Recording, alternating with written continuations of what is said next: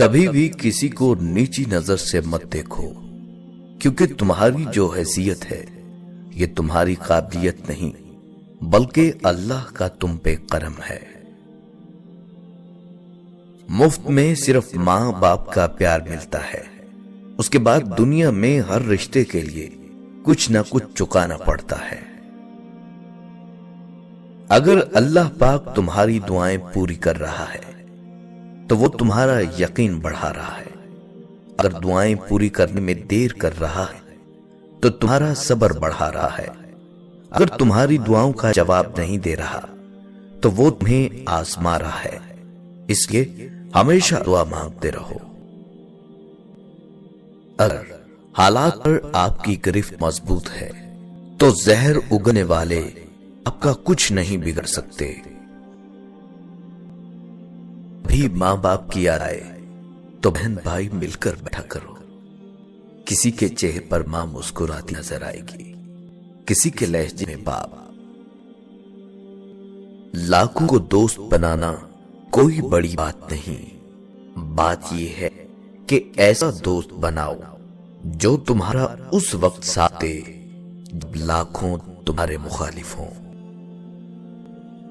زندگی کا مزہ ہی تب ہے جب چاروں طرف سے لوگ تمہیں ہرانے میں لگے ہوں اور تم بیچ میں شیر کی طرح اپنے وجود کو باقی رکھے ہو۔ جانے والے کو جانے دیجیے، آج رک بھی گیا تو کل چلا جائے گا۔ کہتے ہیں مرد وہ ہے جو اپنی بہن کے نصیب سے ڈر کر دوسروں کی بہن کے جذبات سے نہ کھیلے۔ کسی کو دکھ دینے میں رعایت ضرور کرنا، کیونکہ یہ پلٹ کر ضرور آتے ہیں۔ خاموشی سے کی گئی دعا اور محبت دونوں بہت طاقت رکھتی ہیں۔ وقت سب کو ملتا ہے زندگی بدلنے کے لیے، لیکن زندگی دوبارہ نہیں ملتی وقت بدلنے کے لیے۔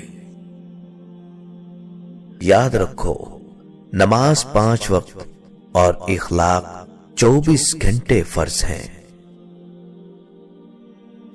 نادان ڈھول کی مانند ہوتا ہے، بلند آواز ہوتا ہے مگر اندر سے خالی ہوتا ہے۔ اگر اولاد کو تحفہ نہ دیا جائے تو وہ کچھ وقت تک روئے گی، مگر علم نہ دیا جائے تو وہ عمر بھر روئے گی۔ حضرت علی رضی اللہ تعالیٰ عنہ نے فرمایا، جو شخص تم پر غصہ کرے مگر پھر بھی تعلق ختم نہ کرے، وہ برے وقت میں تمہارا سچا ساتھی ہے۔ جو ظلم کے ذریعے عزت چاہتا ہے، اللہ اسے انصاف کے ذریعے ذلیل کرتا ہے۔ ایک عورت نے کسی عالم سے پوچھا، اسلام نے ہمیں شوہر کی اطاعت